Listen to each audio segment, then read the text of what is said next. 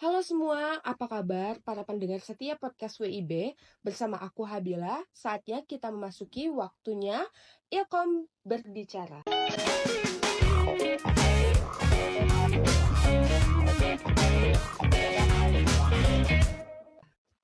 Di era digital ini, PR memiliki peran penting di dalam era industri digitalisasi. Perkembangan teknologi sekarang di mana revolusi digital komunikasi membuat seorang PR diperlukan. Dan PR akan selalu berkembang sesuai dengan perkembangan zaman yang nyatanya saat ini kita akan memasuki pada era Society 5.0. Namun, pertanyaannya, apakah PR kita sudah siap mengejar ketertinggalan era tersebut? Bersama saya Habila, Communication is the best, forget the rest. Welcome to WIB.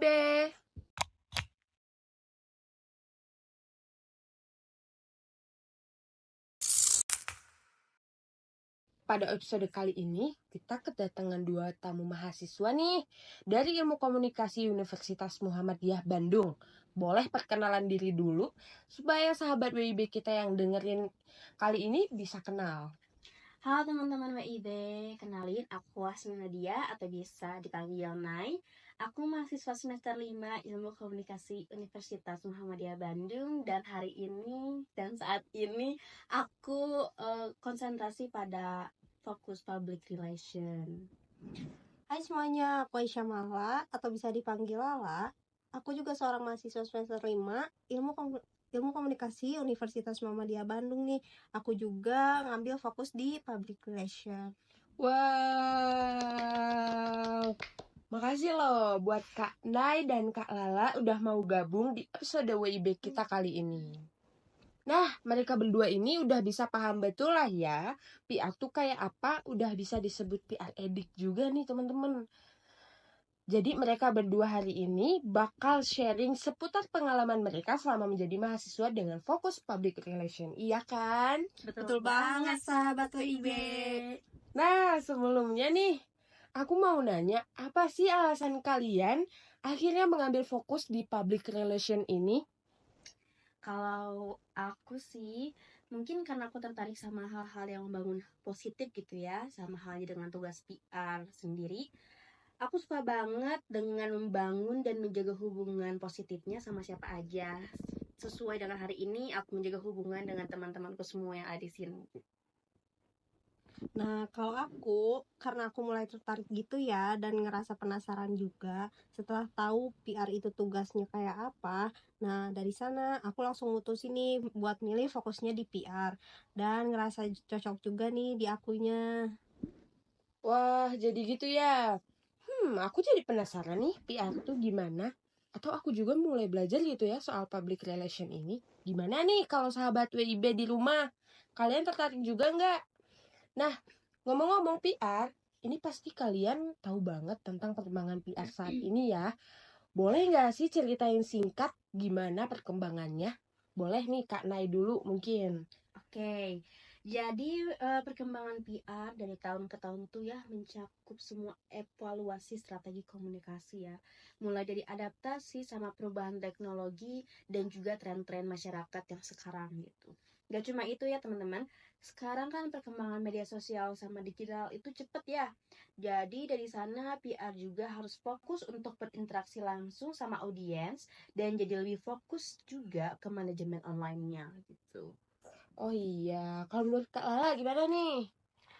Nah, menurut aku, selain itu, pergeseran ini juga yang mana dari tradisional ke integrasi platform digital itu jadi ciri khas.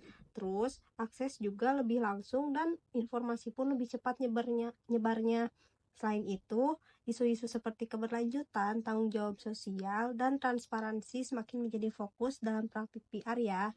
Perkembangan ini itu mencerminkan tuntutan masyarakat yang semakin kritis terhadap sikap dan nilai perusahaan. Nah, secara keseluruhan, PR ini harus terus berkembang sejalan dengan perubahan dinamis dalam landscape media dan budaya global gitu. Wah, jadi PR semakin banyak fokusnya ya, dan semakin seru juga nih kayaknya. Pasti dong, mas tidak seru. Nah, tadi kan Kak Nai dan Kak Lala udah ngejelasin perkembangan PR secara singkat nih. Lalu menurut kalian bagaimana perkembangan PR di era Society 5.0? Nah, sebelumnya ini kalian udah tahu kan era Society 5.0 itu apa? Ya tahu dong, masa kagak tahu era 5.0 itu apa? Dan buat temen-temen yang nggak tahu, yang di rumah juga nggak tahu apa itu era 5.0, jadi konsep itu yang dikembangin sama Jepang untuk ngejelasin visi masa depan masyarakat yang digerakkan oleh teknologi yang tinggi gitu. Terus konsep ini juga menggabungkan teknologi tinggi seperti Internet of Things, AI, dan kecerdasan buatan. Dan ini tuh untuk meningkatkan kualitas hidup masyarakat dan mengatasi masalah global.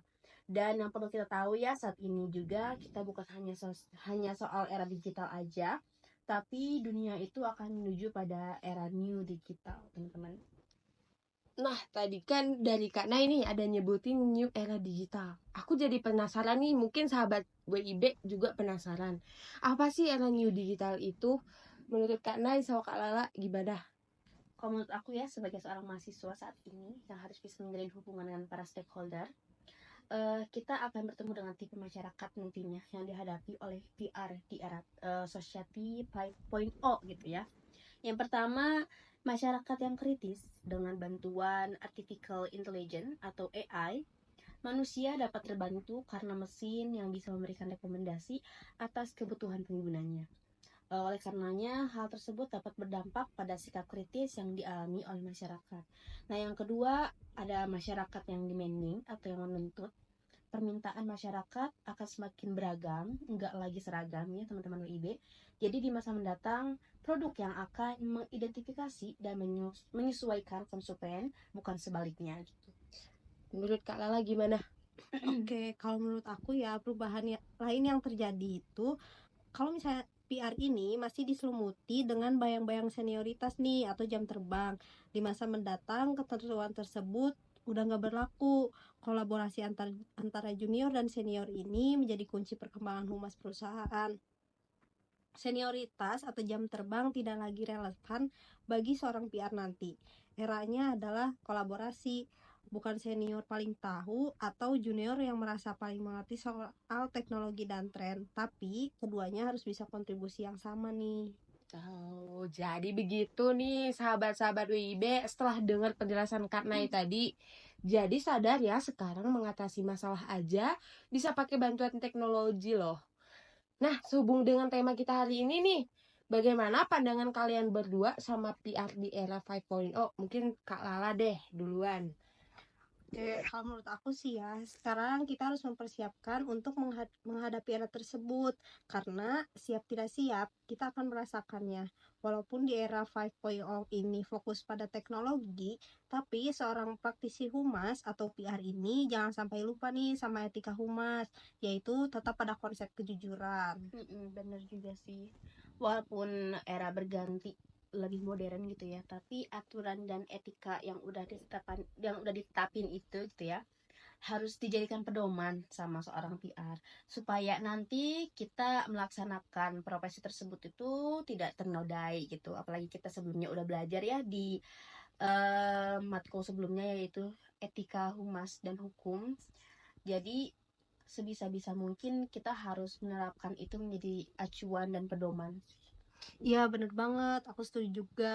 Tapi ya walaupun teknologi udah canggih, tetap aja gak sih suka ada error. Oh iya bener, itu suka ada error pasti Ya, sih. pasti sih. Jadi walaupun nanti di era 5.0 banyak yang memakai kecerdasan buatan dan teknologi ya, tapi tetap aja sih mereka tuh tetap butuh tenaga kerja manusia. Sangat dibutuhkan banget. Oh wow, ternyata dari penjelasan Kak Nay dan Kak Lala bikin aku bertanya-tanya nih. Dan mungkin sahabat-sahabat WIB juga penasaran. Apa sih yang membedakan antara PR sekarang dengan PR di era Society 5.0 ini? Mungkin dari Kak Lala deh. Oke, mungkin dari media sama teknologi ya. Tadi udah dijelasin secara singkat juga kan, kalau misalnya di era tersebut kita itu bakal lebih fokus ke teknologi canggih seperti AI, IoT, dan media sosial ini menjadi platform utama nih buat komunikasi. Terus dari keterlibatan dan respon seorang PR juga harus responsif dengan isu atau tren-tren secara real time. Kak Nay, gimana Kak Nay tanggapannya? Kalau dari aku sih pasti dari data analitisnya yang semakin dinamis dan fleksibel buat mengukur, menganalisis dan juga memahami perilaku audiens gitu. Terus kita juga bisa membandingkan kalau di era 5.0 pihak ketiga itu sangat penting teman-teman. Jadi mereka punya kekuatan besar buat ngebangun dan menjalin langsung sama audiens di platform digitalnya. Oh, jadi kekuatan media digital di era 5.0 itu sangat dominan ya dibandingkan media tradisional seperti televisi. Dan mungkin karena hijrahnya anak Gen Z nggak sih ke sosial media. Jadi informasi lebih masif di platform media sosial ini. Bener banget sih. Iya benar. Ternyata positif era Society 5.0 itu dapat membantu pekerjaan dengan cepat ya. Tapi walaupun begitu, pasti di era 5.0 punya tantangan yang harus dihadapi. Nah, sehubung dengan tantangan nih, kira-kira apa sih tantangan yang harus dihadapi oleh seorang PR di era Society 5.0 ini? Kalau menurut aku pada era 5.0 informasi akan menyebar secara cepat di media sosial dan di sini seorang PR harus cepat juga sih dalam merespon isu yang sedang terjadi. Dan juga kita harus memahami dinamika tren juga gitu. Terus dalam berbagai platform media sosial kita juga bisa memahami audiens yang berbeda-beda. Terus bisa juga membangun perspektif itu menjadi lebih rumit. Nah itu semua tuh tantangan di mana tingginya kompleksitas media sosial untuk teman-teman WIB. Selain itu juga kita juga bakal menghadapi masalah privasi dan etika dalam penggunaan datanya. Nah dari sini kita sebagai seorang PR harus tetap pada standar etika yang ada gitu. Oh iya, jangan lupa nih, kita juga sebagai seorang PR harus bisa menjaga kontrol pesan reputasi online di era informasi yang udah berkembang dan tersebar di internet.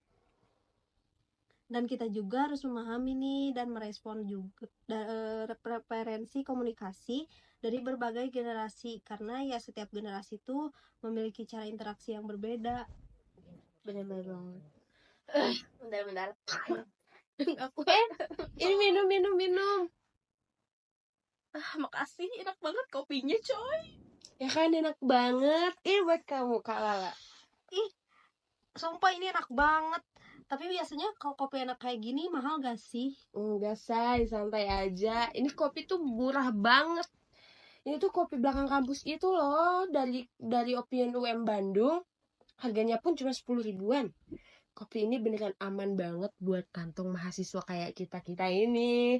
Buat sahabat-sahabat WIB nih, jangan lupa mampir ke Opium UM Bandung ya. Di sana juga banyak jajan-jajan yang serba-serba murce. Wow.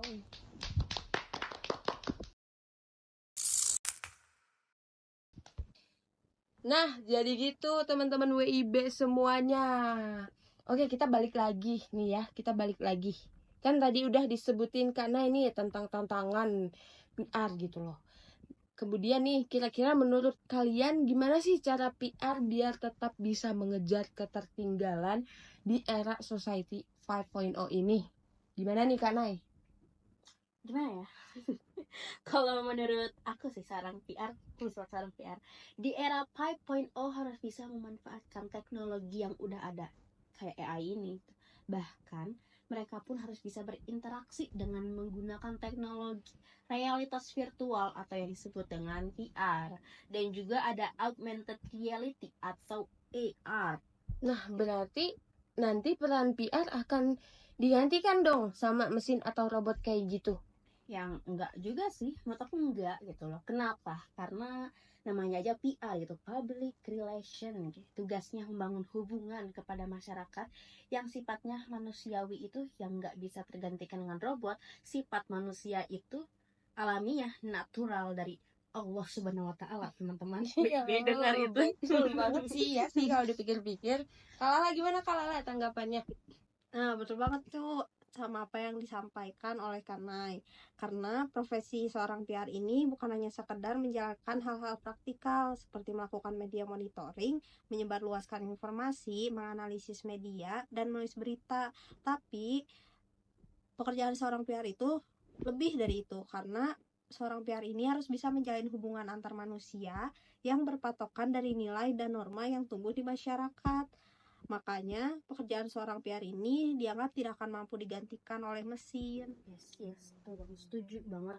Sih, betul. Iya, jadi kita juga ya untuk menghadapi ketertinggalan ini, seorang PR harus punya kompetensi dasar adalah edukasi. Edukasi teman-teman ya, karena itu penting banget. Apalagi kita juga harus meningkatkan kemampuan membaca kita atau reading skill. Kita harus mampu juga, dan mau gak mau kita harus literasi ya, karena literasi itu sangat penting. Karena kita harus membaca sumber yang benar, dan kita juga harus bisa mempertanggungjawabkannya secara ilmiah dan juga profesional gitu. Jadi kita bukan hanya membaca opini yang tidak kredibel dari sumbernya. Betul, intinya literasi ya teman-teman WIB semuanya. Betul. Tuh. Oh iya nih teman-teman, jangan lupa seorang PR juga harus paham loh sama yang namanya teknologi blockchain. Kenapa? Karena buat ngejaga keamanan dan keandalan informasi yang disampaikan ke hadapan publik nih. Nah, tadi kan Kak Lala nih ada nyebutin blockchain. Aku jadi penasaran, mungkin sahabat-sahabat WIB juga notice ya blockchain. Nah, blockchain itu apa sih Kak Lala? Nah, teknologi blockchain ini sebuah mekanisme basis data lanjutan yang memungkinkan berbagi informasi secara transparan dalam jaringan bisnis. Basis data blockchain menyimpan data dalam blok yang dihubungkan bersama dalam sebuah rantai. Datanya bersifat konsisten secara kronologis karena kita nggak bisa ngehapus nih atau merubah rantai tanpa konsensus dari jaringan.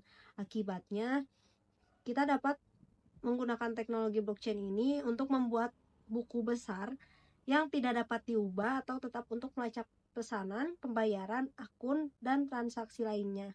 Sistem ini memiliki mekanisme bawaan untuk mencegah entry transaksi yang tidak sah dan menciptakan konsistensi dalam penampilan bersama dari transaksi ini. Oh, terus ini tuh penting gak sih? Nah, adanya sistem yang aman dan transparan menjadikan teknologi blockchain ini punya banyak manfaat di berbagai industri. Contohnya, terdapat beberapa manfaat yang ditawarkan oleh blockchain sehingga menjadikan Internet of Value seperti transaksi permanen menjadi terjamin kebenarannya. Pemindahan kepemilikan token juga bisa jadi lebih mudah. Oh, jadi begitu ya sahabat-sahabat WIB semuanya udah kejawab blockchain itu apa. Nah, tadi kan kita udah bahas nih tentang tantangan seorang PR di era 5.0 ini. Kira-kira nih, menurut kalian berdua, gimana sih sikap yang harus diambil seorang PR di era 5.0 ini? Gimana Kak Nay? Menurut aku ya, untuk di era 5.0 ini seorang PR harus terus belajar dan beradaptasi sama yang namanya teknologi dan tren. Tadi udah dijelasin sebelumnya bahwa kita akan beragam gitu ya, dari generasi Z sampai sekarang ada mau generasi Alpha gitu. Jadi kita juga harus bisa berpikir kreatif sama inovatif karena tren itu sudah berbeda-beda. Bahkan di era ini juga mereka harus diharuskan gitu ya, diharuskan untuk menjalin hubungan yang baik sama para pemangku kepentingan dan stakeholder lain-lainnya gitu ya. Benar banget tuh apa kata Kanai. Seorang PR ini juga harus bisa nih mengikuti kursus ataupun pelatihan. Bahkan mereka bisa juga bergabung sama komunitas atau organisasi profesional buat bertukar ide. Kayak apa yang udah dijelasin tadi, kalau misalnya seorang PR ini harus bisa ngikutin tren sama perkembangan yang ada di media sosial nih teman-teman. Wah, cukup menarik nih menjadi PR gitu loh di era 5.0 ini. Banyak banget tantangan-tantangan yang dihadapin seorang PR ya untuk terus maju dan berkembang sesuai dengan zamannya. Bener banget, Bill. Iya bener banget coy. Maaf. Aduh, bilangin cewek gak apa-apa ya. Nah, teman-teman WIB, ini kita nggak kerasa juga loh ngobrol banyak tentang PR di era 5.0 ini.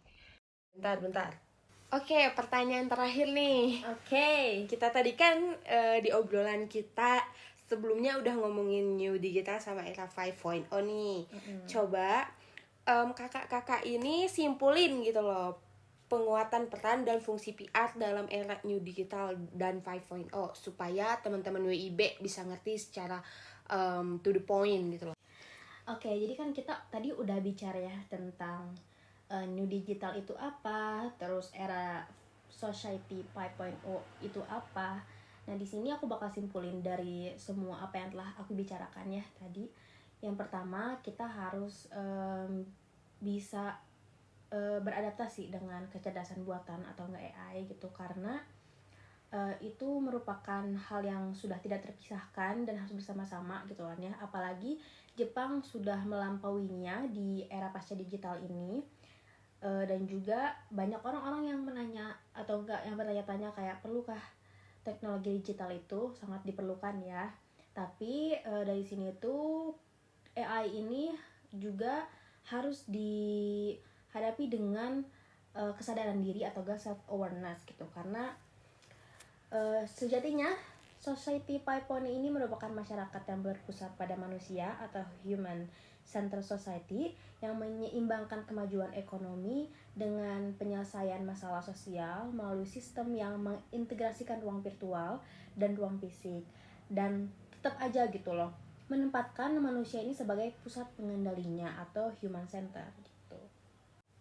Yang kedua itu ada era false consciousness atau hype reality, yang dimana merupakan tingkat tertinggi dalam era transformasi digital, yang juga dimana fisik dan virtual ini bertemu gitu, sehingga kedua realitas tersebut tidak dapat dibedakan, tapi makna dan nilai dari masing-masing realitas tersebut tetap dapat diterima. Misalnya kayak diyakini bahwa setiap individu membutuhkan avatar atau gambar 3 dimensi yang digunakan untuk mewakili diri sendiri di dunia virtual. Hal tersebut sebagai jawaban atas keinginan individu untuk menghindari kesulitan hidup dan menggantikannya dengan dunia yang dikalibrasi sempurna sesuai dengan hendaknya masing-masing.